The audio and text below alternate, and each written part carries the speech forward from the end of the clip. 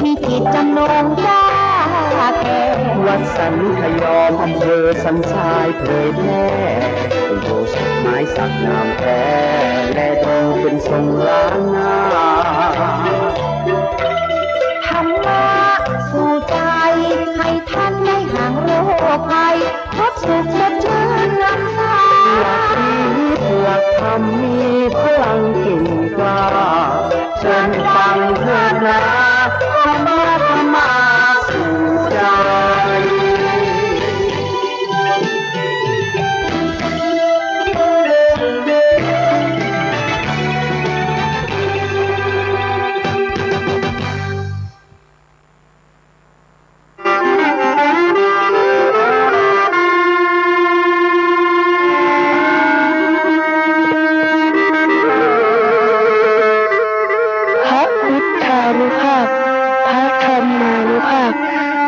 สังฆานุภาพพระเทวานุภาพ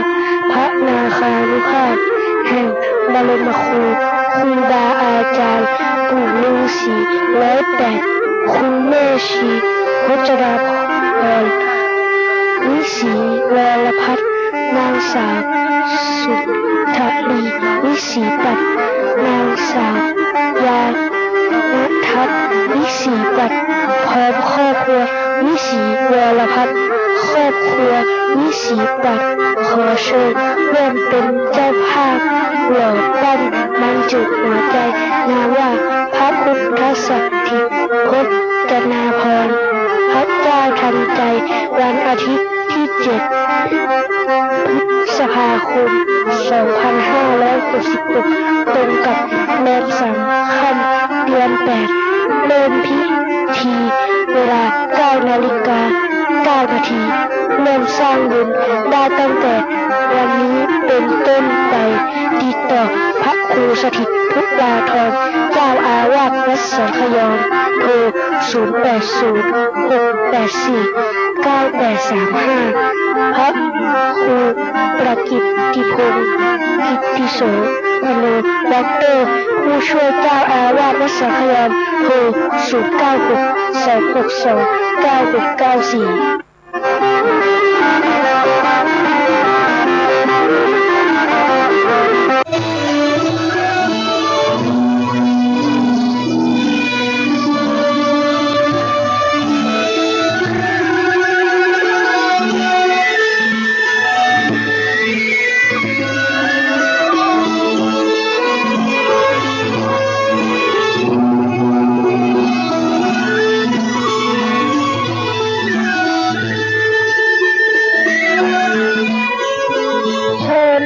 ทุกท่านรับฟังรายการ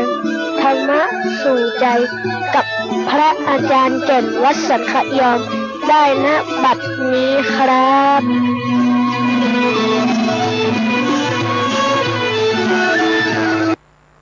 ใจโยใจยโจกจ้างมงคลสุภเลิกมหาผลยิ่งแล้วราพะจุงมารดลลุตั้นตั้งหลายเหยสุขเกษมผ่องแผ้วยิ่งด้วยลาภาอายุยืนยิ่ง100 วรรษาวันนะผ่องโสภาเลิศล้วนสุขะยิ่งอัตตาทุกเมื่อยามเฮยพระกำลังทวนปราบได้หมู่มารภัยเทิ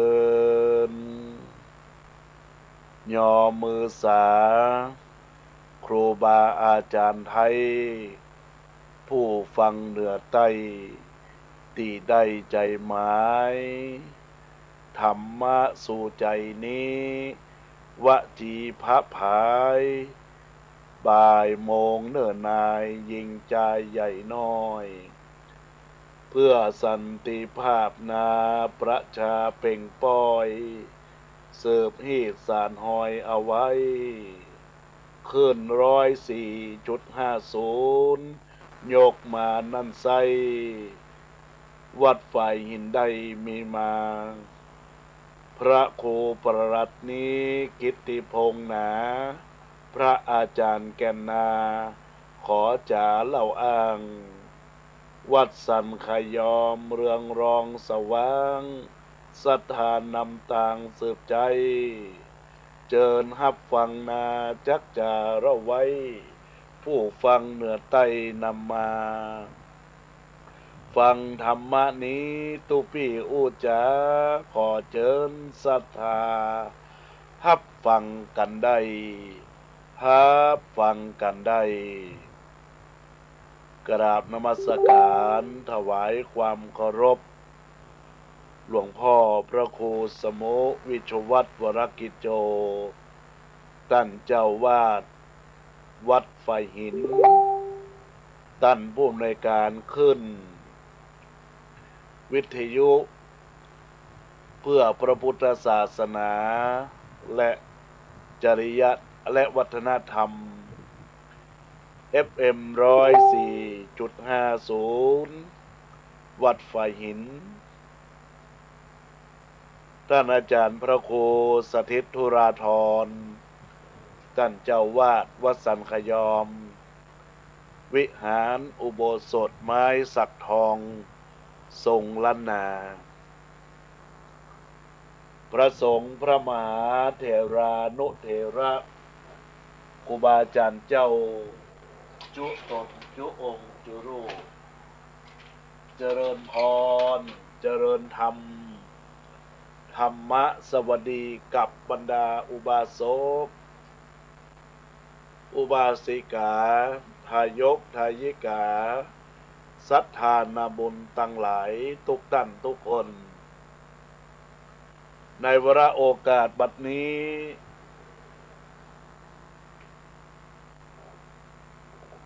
อัตมาภาพพระครูปรัตกิติพงศ์กิติโสพโน หรือพระอาจารย์แก่น สำนักวัดสันขยอม วิหารอุโบสถไม้สักทองทรงล้านนาจากได้นำบรรดาญาติโยมอุบาสกอุบาสิกาทายกทายิกาศรัทธานาบุญตั้งหลายทุกท่านทุกคน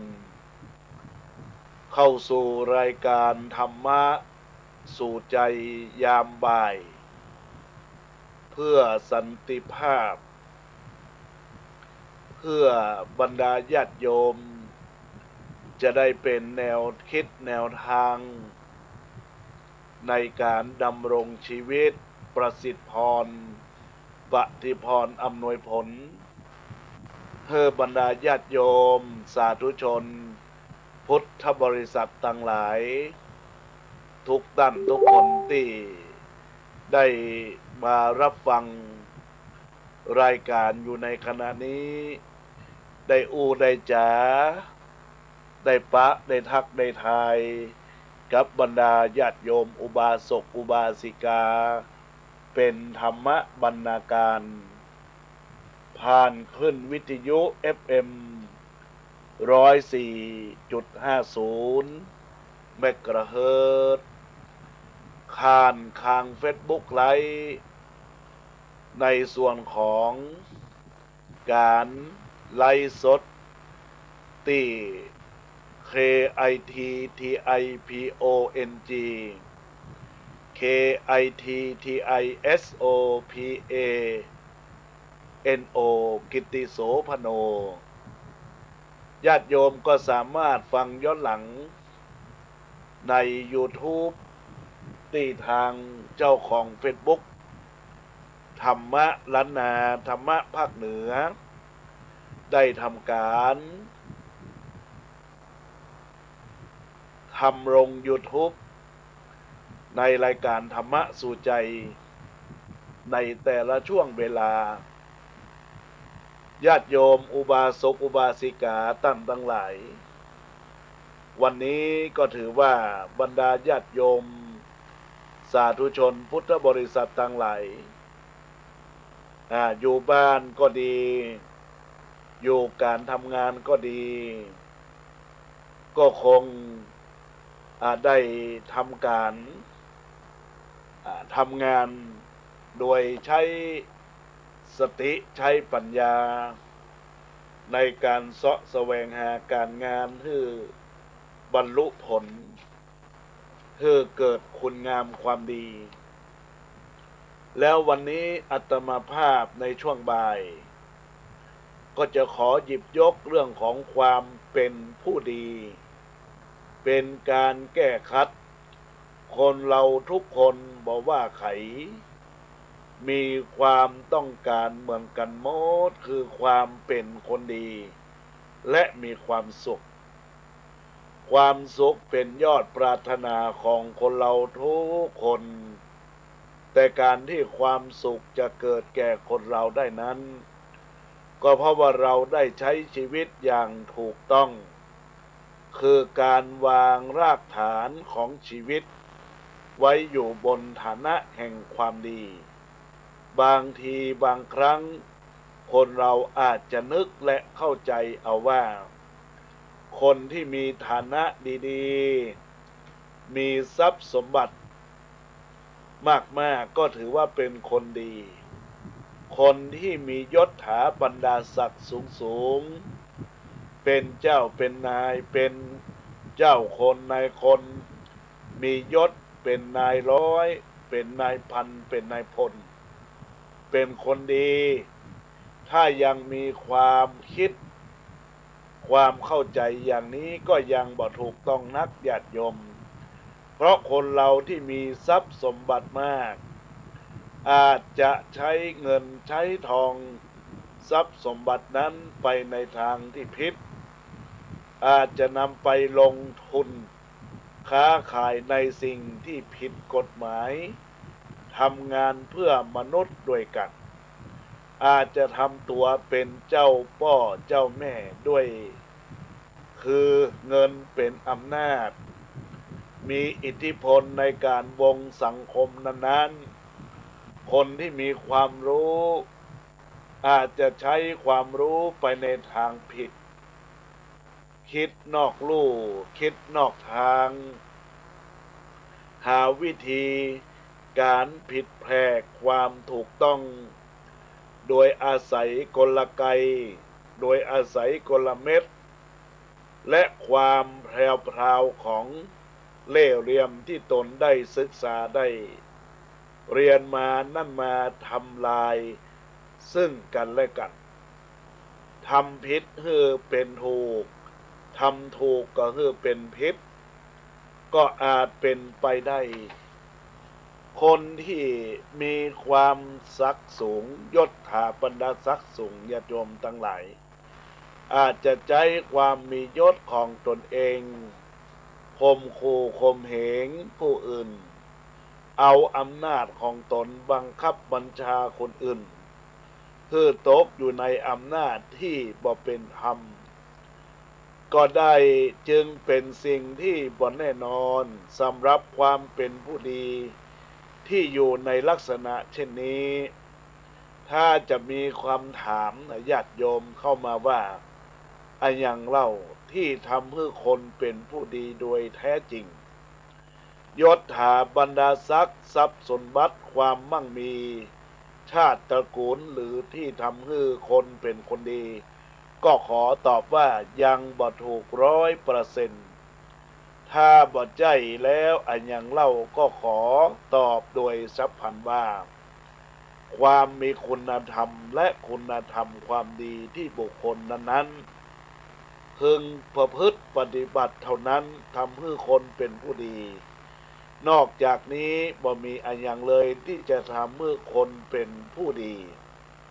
คุณความดีนั้นเป็นคุณธรรมที่สำคัญ เป็นที่นิยมชมชอบของปราชญ์ทั้งหลายทั้งปวง คนที่มียศถาบรรดาศักดิ์สูง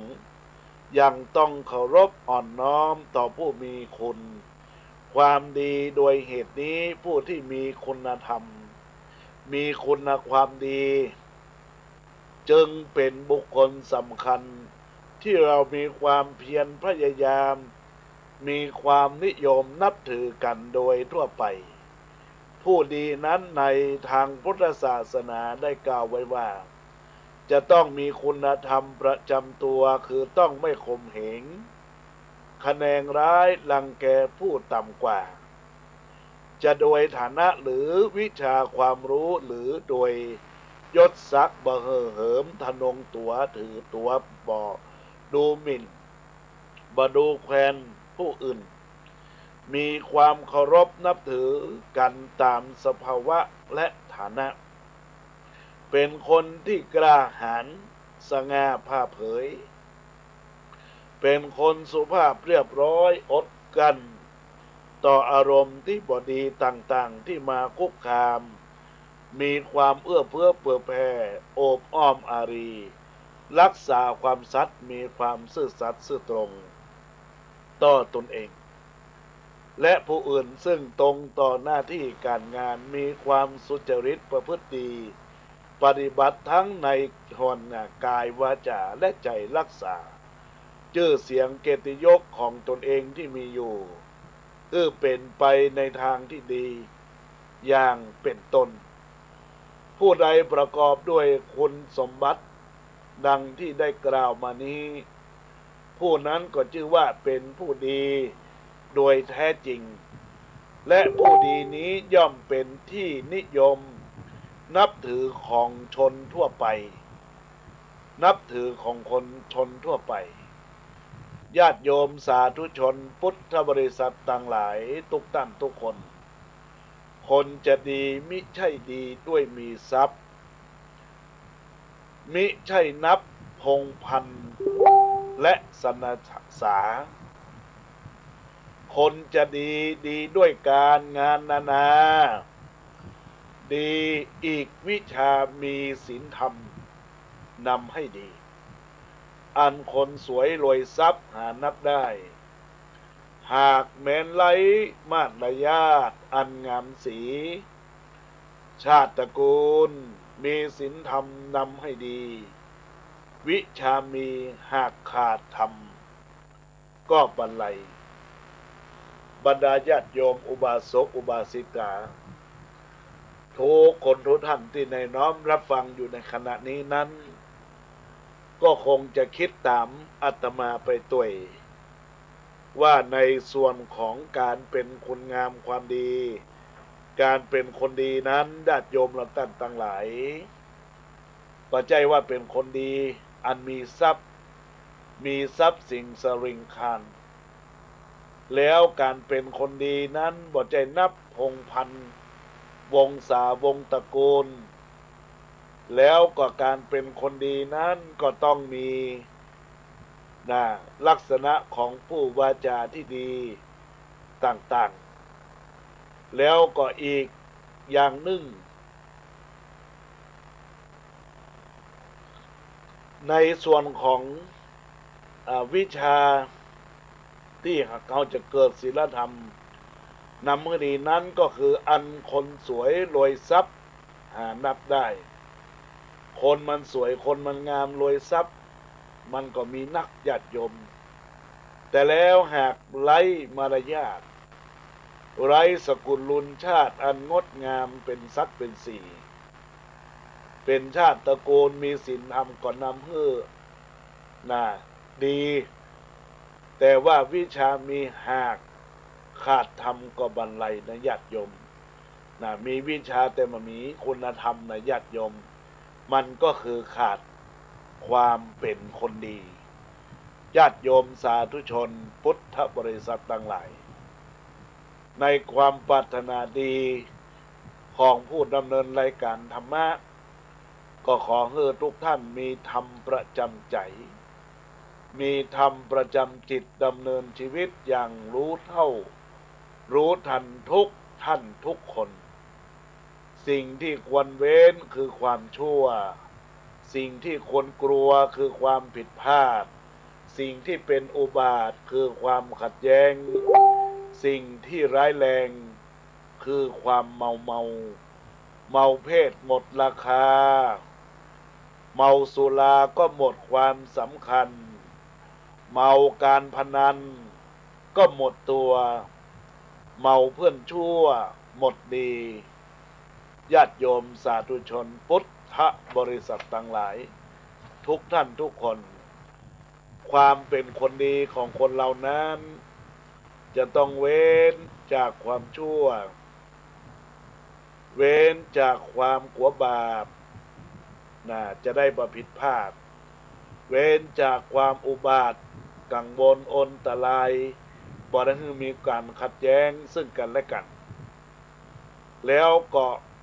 ความเป็นคนดีนั้นจะต้องมีสิ่งที่ร้ายแรงก็คือความเมาหยังญาติโยมเมาเพศพ่อพอใจก็เมาเพศผู้หญิงถ้ามันยิงก็เมาเพศผัวเพศใจเมาเพศนี่ก็ถ้าหากว่าเป็นผู้ตัวเมียกันเป็นสามีภรรยากันญาติโยมหรือพ่อหรือแม่มัวแต่คิดถึงกับสามีและกับของตัวเองก็ลืมพ่อหรือแม่คิดถึงเมียตัวเองก็ลืมพ่อหรือแม่แล้วก็ทำให้ตัวเฮานั่นมันหมดความเป็นปุถุชนคนเราก็คือหมดราคาเมาสุรานั้นญาติโยมคือการหมดความสำคัญแล้วก็เมาการพนันก็หมดตัวเมาเพื่อนชั่วก็หมดความดีนะญาติโยมเราตั้งทั้งหลายพระก็ฝากคือบรรดาญาติโยมได้เป็นข้อคิดคติเตือนใจเป็นหลักสำคัญแห่งการสร้างกุศลคุณงามความดีคุณงามความดีของญาติโยมก็มาหายไปไหนก็จะตราตรึงในอกในใจซึ่งเป็นความดีที่เกิดจากความดีภายในบ่ใช่มีบ่ใช่ความดีภายนอกมีแต่ทรัพย์สินหามาด้วยความสุจริตก็จริงแต่ความดีที่จะกระทำลักษณะของคนไม่กลัวบาปลักษณะของคนไม่กลัวอุบาทลักษณะของความรุนแรงด้านคุณธรรมมันก็จะไม่เกิดขึ้นเพราะเรามีความดีในภายในของเราภายนอกเรามีทรัพย์สินก็อย่าใช้ทรัพย์สินใช้เงินใช้ทองโดยทางผิดจะต้องมันพินิจพิจารณาหลักแห่งการประพฤติปฏิบัติแห่งคนดีเพราะฉะนั้นก็ต้องขอฝากกับบรรดาญาติโยมอุบาสกอุบาสิกาทายกทายิกาว่าเมื่อเราทำความดีนั้นเราก็อย่าเป็นผู้ประมาทปราศจากขาดสติความประมาทเป็นหนทางแห่งความตายความหายนะทั้งแก่ตนและตัวบุคคลอื่นผู้ที่มีความเลินเล่อเผลอสติจะทำความปลอดภัยได้ยากจะโดยส่วนตนหรือส่วนรวมความประมาทความขาดสติเพราะคำว่าประมาทแปลว่าเมามัวหรือเมาคนที่มัวเมาก็คือคนที่ขาดสติแปลว่าการระลึกได้ก่อนจะทำก่อนจะพูดก่อนจะคิดต้องมีสติต้องนึกได้ก่อนว่าจะทำอะไรจะพูดอะไรโดยเฉพาะความว่าคิดดีทำดีพูดดีเราจะต้องมีจะคิดอะไรจะทำอะไรจะพูดอะไรคิดอยู่โดยใช้มันสมองสติมันก็เกิดขึ้นแต่ถ้าพูดไปเรื่อยว่าไปเรื่อยด่าไปเรื่อยความมีสติมันก็ไม่เกิดขึ้นสัมปชัญญะความรู้สึกตัวมันก็เกิดขึ้นฮิริโอตปะความละอายต่อบาปมันก็ไม่เกิดขึ้นญาติโยมทั้งหลายก็ต้องขอฝากกับบรรดาญาติโยมอุบาสกอุบาสิกาทายกทายิกาศรัทธานาบุญละตั้งทั้งหลายทุกท่านทุกคนที่ได้รับฟังรายการธรรมะยามบ่ายโมงบรรดาญาติโยมก็กินข้าวน้ำจำข้าวตอนเสร็จก็หมุนขึ้นมาที่ขึ้น 104.50 ซึ่งมีอัตมาภาพพระครูปรัชกิติพงศ์กิตติโสพโนดำเนินรายการธรรมะยามบ่ายเพื่อให้ญาติโยมสาธุชนพุทธบริษัททั้งหลายทุกท่านทุกคนจงตั้งปณิธานกับตนกับตัวในส่วนของสิ่งที่ ฟังแล้วก็เกิดประโยชน์ถ้าฟังแล้วไม่เกิดประโยชน์สิ่งที่ฟังแล้วมันก็ไม่ได้อะไรเกิดขึ้นมาในญาติโยมและท่านทั้งหลายเพราะฉะนั้นก็ต้องขอฝากกับบรรดาคณะศรัทธาญาติโยมอุบาสกอุบาสิกาทายกทายิกาศรัทธานาบุญและท่านทั้งหลายทุกท่านทุกคนที่ได้รับฟังรายการธรรมะสู่ใจเพื่อสันติภาพคือเกิดเป็นบุญคือเกิดเป็นกุศลกับตัวตนของเราและตัวตนของท่านคือมีความมั่งคงความมั่นคั่งอยู่ในตัวเพราะว่ามีหลักธรรมคำสอนขององค์พระสัมมาสัมพุทธเจ้า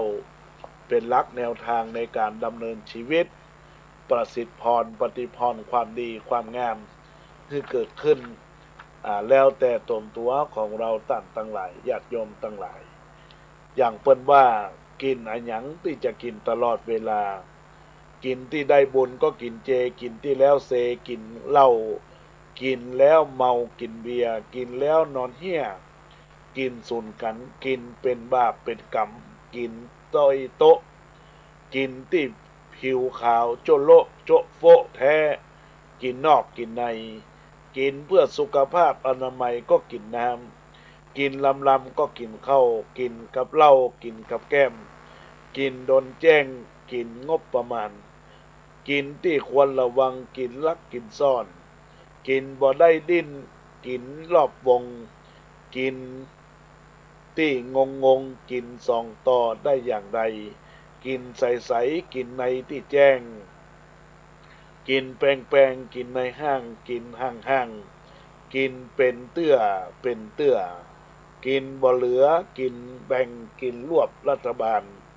กินนานๆกินกำน้อยกินบ่อยๆกินหม้อกินบ่ปอสุดท้ายเนี่ยอย่าเหยียบโยมทั้งหลายก็กินง่าวไปนะกินง่าวไปหน่อยนะเพราะฉะนั้นธรรมะผู้ร่วมจารานทักไทยกับกันกับบรรดาศรัทธาญาติโยมสาธุชนพุทธบริษัทเราท่านทั้งหลายญาติโยมสาธุชนพุทธบริษัททั้งหลายทุกท่านทุกคนในโอกาสบัดนี้อาตมาภาพก็คงจะได้ประกาศงานบุญงานกุศล ที่จะได้ก่อเกิดกับตนตัวของมุราศรัทธาญาติโยมสาธุชนพุทธบริษัททั้งหลายโดยทั่วกันซึ่งในโอกาสที่ทางวัดสันขยอมตำบลสันทรายน้อยอำเภอสันทรายจังหวัดเชียงใหม่จักได้สร้างพระพุทธปฏิมาประธานองค์หลวงพ่อพระพุทธศรีสถิตพจนารพรในญาติโยมท่านทั้งหลายในโอกาสบัดนี้ก็เจริญพรเชิญชวนญาติโยมทุกท่านได้ร่วมบุญสร้างพระ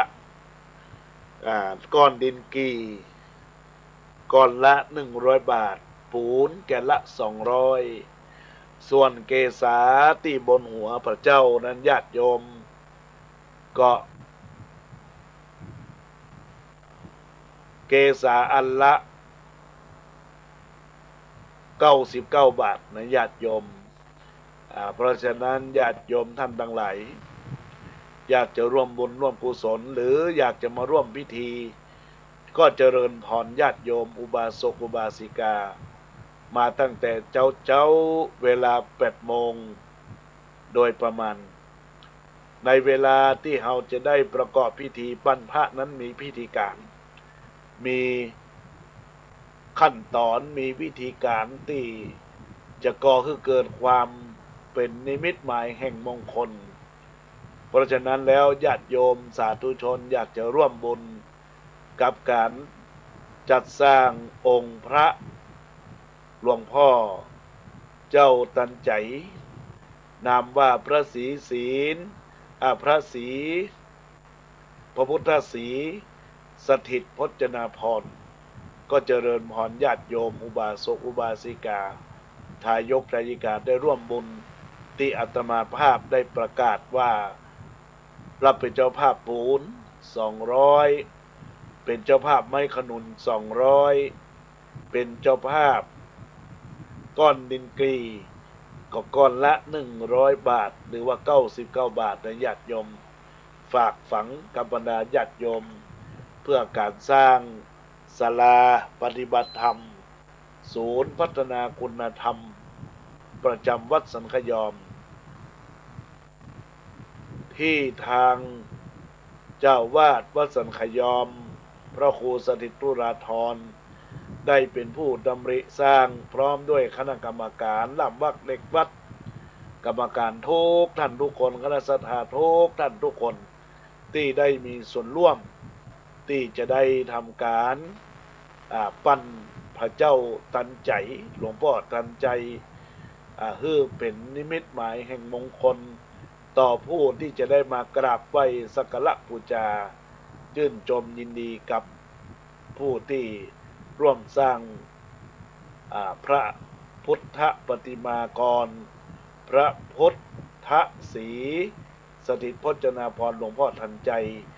ในโอกาสวันนี้ตอนนี้อาตมาภาพก็คงจะได้เจริญพรญาติโยมหมายมี Facebook ของตาฮัก Facebook ของคุณโยมนูมแมมค่า Facebook ของคุณโยมกิรดาพฤกษาเลิศ Facebook ของคุณแม่ครูเหรียญทองจันทีรัตนมหาอุบาสิกาจากบ้าน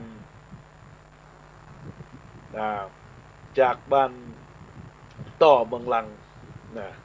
ในโอกาสวันนี้ทักทายเข้ามาเจริญพรกับคุณโยมน้าน้องคนเดิมเจริญพรกับคุณโยมพินชลิยานิติประสาทไวยสาท่านอาจารย์พระประหลัดอรุณสุติปัญโยได้ทักทายเข้ามานมัสการท่านพระครูจิรพงษ์จิตสังวโรรองเจ้าวาดวัดสันศรีได้ไวยสาเข้ามาเจริญพรกับพ่อครูอินสมเตปิน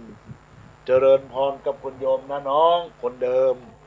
เจริญพรกับคุณโยมบุญเฉลียวศรีบุญเรืองเจริญพรกับคุณโยมอัมไพวีรสะเจริญพรกับคุณโยมเกษณีชัยเทพเจริญพรกับคุณโยมอ้อมณวพรได้กราบนมัสการอาตมาภาพพระครูประหลัดกิติพงศ์เป็นพระธรรมวิทยากรกรมการศาสนากระทรวงวัฒนธรรมครับก็เจริญพรกับคุณโยมพีรวิทย์ชัยวันได้ทักทายเข้ามาในกล่องข้อความ Facebook ไลฟ์เข้ามาแล้วบรรดาญาติโยมจากไลน์ทักมาก็จะได้เจริญพรในโอกาสวันนี้ก็เจริญพรกับคุณโยมแม่ศรีวิไลสุมาลีแม่แจ่มกลุ่มฟังธรรมะจำนวน61ท่านก็ได้มีการรับฟังพระธรรมเทศนาของอาตมาภาพแล้วก็ร่วมกันสาธุการเจริญพรกับคุณโยมพิมพ์ชลิยานิติประสาท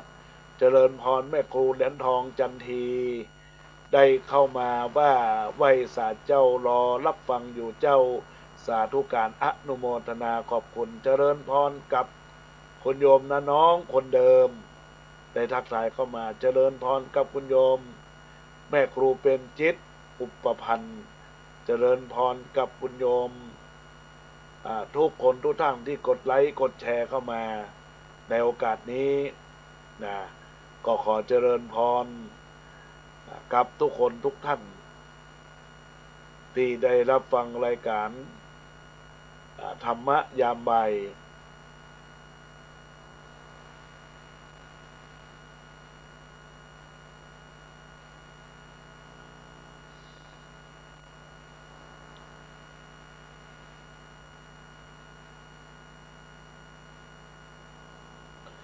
กับรายการธรรมะ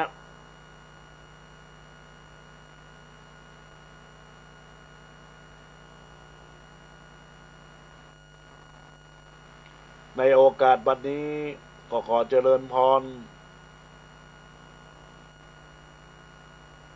กับทุกคนทุกท่าน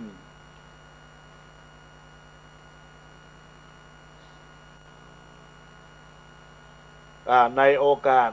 ที่บรรดาญาติโยมได้รับฟังตังไลายก็ทักทายเข้ามาเอิ้นเอ่ยอู้จาเข้ามาในรายการนะญาติโยมใน Facebook ก็มีคุณแม่เกษณีชัยเทพแล้วก็มีคุณโยมแม่ยุพินหอมมาลาคุณโยมวาสนาแล้วก็คุณโยมนรินทร์จำปาคุณโยมเก่งชัยศรีนะในโอกาสวันนี้ก็ขอเจริญพรกับบรรดาญาติโยมอุบาสกอุบาสิกาทายกทายิกาสถานาบุญเราตั้งทั้งหลายทุกท่านทุกคนที่ในน้อมรับฟังรายการธรรมะในโอกาสบัดนี้ก็ต้องขอเจริญพรกับทุกคนทุกท่านที่ได้เข้ามามีส่วนร่วมซึ่งกันและกันญาติโยมท่านใดอยากจะร่วมในการอู้จาทักทายหน้าไมค์ก็เจริญพรญาติโยมทุกคนทุกท่านได้เจริญพรได้เข้ามาได้เนื้อญาติโยมทั้งหลายที่เบอร์โทรศัพท์096 262 9694 096 262 9694ก็ขอเจริญพรญาติโยมอุบาสกอุบาสิกาทุกคนทุกท่านได้ตั้งใจในกองบุญกองกุศลที่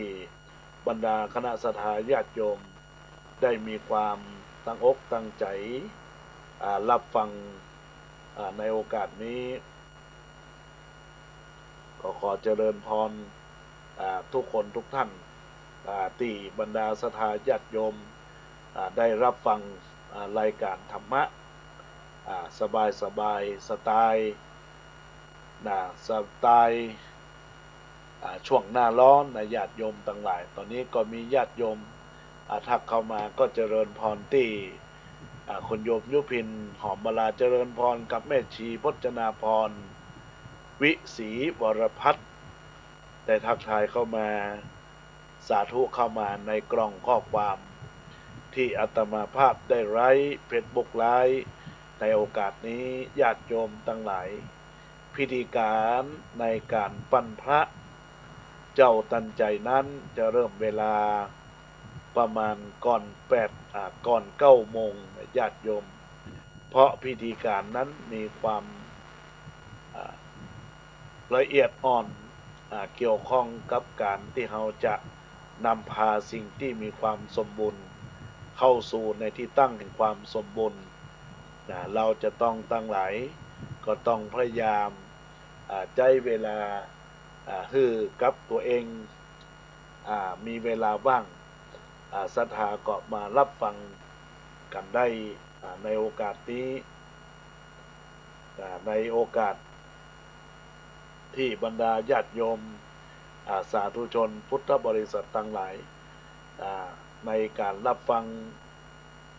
ที่ได้น้อมรับฟังแล้วได้มีจิตใจผ่องแผ้วยินดีในกุศลและเจตนาของคณะสัตยาญาติโยมเป็นจะได้พ่องเนี่ยญาติโยมทั้งหลายก็ขอคือเป็นบุญเป็นกุศลกับทุกคนทุกท่านได้ทำ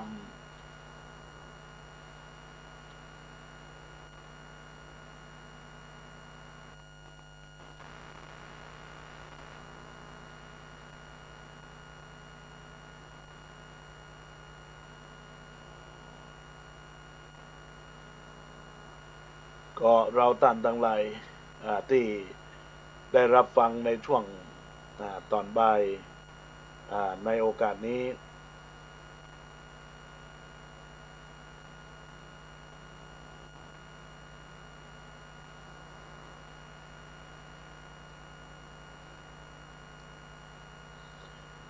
ก็ขอให้เป็นบุญ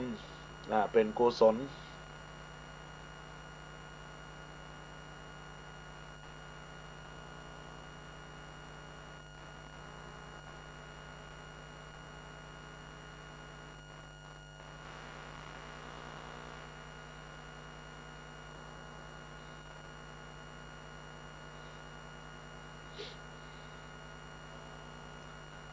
ในโอกาสที่ได้ทักทายกับบรรดาศรัทธาญาติโยมอยู่ในขณะนี้ญาติโยมทั้งหลายท่านใดที่อยากจะมาร่วมโทรศัพท์เข้ามาก็ขอเจริญพรญาติโยมสาธุชนพุทธบริษัทเราท่านทั้งหลายได้รับฟังรายการแล้ว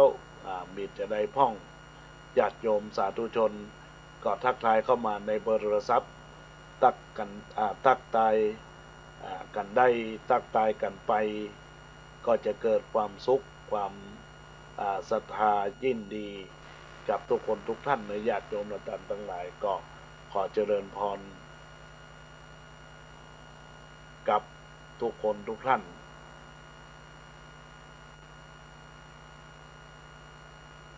ที่ได้รับฟังอยู่ในขณะนี้ก็เจริญพรได้ทักทายเข้ามาในรายการได้ในญาติโยมท่านทั้งหลายก็ขอเจริญพรญาติโยมอุบาสกอุบาสิกาทายกทายิกาศรัทธาที่ก่อเกิดแห่งความงามความดีได้ทักทายเข้ามาตอนนี้มีสายเข้ามาเจริญพรแม่ขันแก้วแม่แสงล่าธงรักว่าจะได้ก็ได้หายไปไหนอยู่ตลอดเวลาวันอังคารมาได้อยู่เนาะเมาก็การก็งานไม่อิดช่วงเนี้ยพอมาได้พักเลยจนเบื่อแล้วฮะวันอาทิตย์ไปแน่ มาแน่นอนนอกวันที่7นอกอนุโมทนามาร่วมพิธีเนอะเบาจะมากี่โมงหมูนะจ๊ะตั้งกะมาก็ต้องมาพอควายน้อยเป็นเนาะควายน้อยเป็นอย่างเข้ามาเตอะมาเป็นอย่างได้หมดงานสัตว์เล่าอู้จากันนอกเอาละยินดีจะอนุโมทนามันต้องเป็นสัญญาณของเปิ้นแม่สัญญาณนี่ไงสัญญาณไลน์ก็ว่าสัญญาณการสัญญาณวิทยุขาดตกบกพร่องไปกันแล้วเดี๋ยวเจอกันบ่าย 3ได้ไหมเนอะฮ้อนก่อนทุกวันฮ้อนขนาดเลยลมเปิดแอร์ตัวนี้ฮ้อนกันแล้วลมฝนมีก่อนว่าก็มีแต่ว่าก็ห้องเวทไม่ได้อ่อยลงมาเห็นน้อยแล้ววันก่อนที่วันที่23นี่มันฟาดบบนั้นไปถึงปุ่นเกาะมันถึงกะมันมาน้อยเดียวท่านแต่ที่นี่ลมฟาดโอ้น่าดีกว่าน่าดีกว่าก็ลมแห้งวันที่23นั่นนะก่อนงานวันที่25น่ะตั้งเพศมันบอกว่าแห้งเท่าใดจ้ะวันที่25ก่อนงานมันจุเรียบร้อยไปละไม่เหยตอนนี้ก็ปั้นเดี๋ยวนี้รอพิธีการปั้นพระเจ้าเนี่ยทั้งวันจ้าอนุโมทนาขอบคุณกโยมแม่เนอะแม่แสงล่าจ้าจะได้ก็เจอกันเนอะสาธุขออนุโมทนาขอบคุณกับแม่แสงล่าธงรักได้ทำการทักทายเข้ามาผู้เข้ามาในรายการธรรมะในโอกาสบัดนี้ก็ขอเจริญพรญาติโยม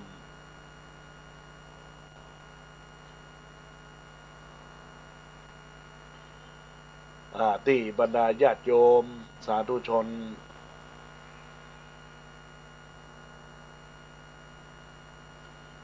เป็นศรัทธาญาติโยมสาธุชนพุทธบริษัททั้งหลายทุกท่านทุกคนที่ได้รับฟังสิ่งดีงามงดงามอันก่อเกิดกับกุศลและเจตนาของคณะศรัทธาญาติโยมทุกคนทุกท่านได้ทักทายเข้ามาในรายการธรรมะแล้วก็คือมีจิตใจอันดีอันงามที่เกิดขึ้นก็ขอให้บรรดาญาติโยมอุบาสกอุบาสิกา ทายกทายิกาศรัทธานาบุญเราตั้งทั้งหลายจงมีแต่ความสุขมีแต่ความเจริญก้าวหน้ารุ่งเรืองแห่งชีวิตประสิทธิพรเกิดคุณงามความดีกับตัวเราตั้งทั้งหลายเนี่ยญาติโยมทั้งหลายตอนนี้ก็มีเวลาที่บรรดาญาติโยมจะร่วมเป็นเจ้าภาพในการปั้นพระในโอกาสบัดนี้ก็เจริญพรได้ก็หมายมีคุณโยมแม่แสงล่าแม่คันทองชงรักได้ร่วมทำบุญก้อนอิฐและก็ปูนปัจจัย300 บาทพ่อจำนงแม่สีทรจมฟองร่วมทำบุญมา500 บาทแม่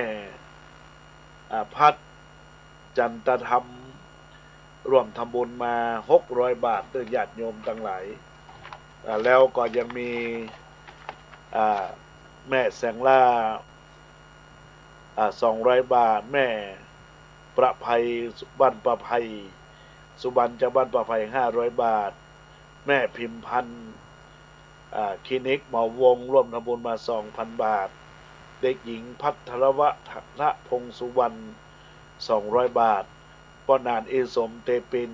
พ่อนานเจ็ดสี500 บาทแม่ทองทรงพิสิทธิ์200 บาทแม่อารีสดับ200 บาทอันนี้ในการปั้นพระเจ้าทันใจญาติโยมท่านใดอยากจะร่วมบุญร่วมกุศลก็สามารถทักทายเข้ามาในโทรศัพท์หรือว่าหลังไมค์ก็สามารถที่โทรศัพท์เข้ามาได้คุณโยมนะน้องคนเดิมบอกว่ากำลังจากพลิกมาจากโรงพยาบาลก็ขอเจริญพรกับคุณแม่ได้รักษาสุขภาพร่างกายในการกระทำสิ่งใดก็พยายามดูแลสุขภาพร่างกายตัวเองในโอกาสวันนี้ก็เจริญพรกับคุณโยมแม่บุญเฉลียวศรีบุญเรืองเจริญพรกับคุณโยมอัมพรวีอาสากิจคุณโยมอัมไพวีรัศะเจริญพรกับคุณโยมเกษณีชัยเทพแล้วก็คุณโยมทุกท่านทุกคนที่ได้ไลน์เข้ามาหมายมีคุณโยมพี่เบิ้มเรืองวิริยะนันท์ได้ร่วมทำบุญกับการถวายทานครั้งนี้เจริญพรกับคุณโยมอาจารย์สิริการพลอยศรีได้ทักทายเข้ามาในโอกาสนี้ก็ขอเจริญพรกับบรรดาญาติโยมอุบาสกอุบาสิกาทายกทายิกาศรัทธานาบุญเราท่านทั้งหลายทุกคนทุกท่านที่ได้น้อมรับฟังรายการธรรมะสบายเวลาบ่ายโมงเพื่อสันติภาพความสันติภาพก็คือความสงบความร่มเย็นให้เกิดแก่ตนตัวของเฮาและผู้อื่นอย่าได้มีการทะเลาะเบาะแว้งอย่าได้มีสิ่งใดข้องแคะข้องแวะข้องควรตัวตนในทางดีสร้างผลดีก็จะก่อเกิดความสุขในตัวตนของเราและสิ่งที่เกิดขึ้นในญาติโยม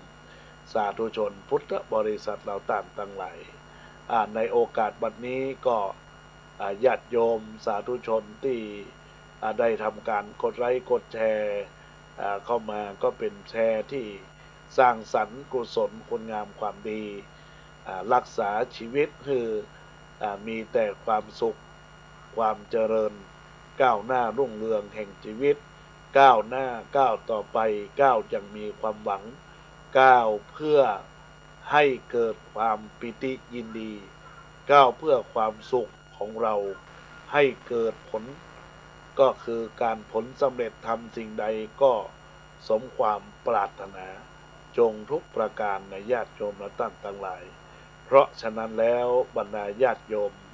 อุบาสกอุบาสิกาทายกทายิกาศรัทธานาบุญและท่านทั้งหลายได้รับฟังสิ่งดีๆกับทางอาตมาภาพได้กลไกหลักธรรมนำมาอู้ในเรื่องของความดี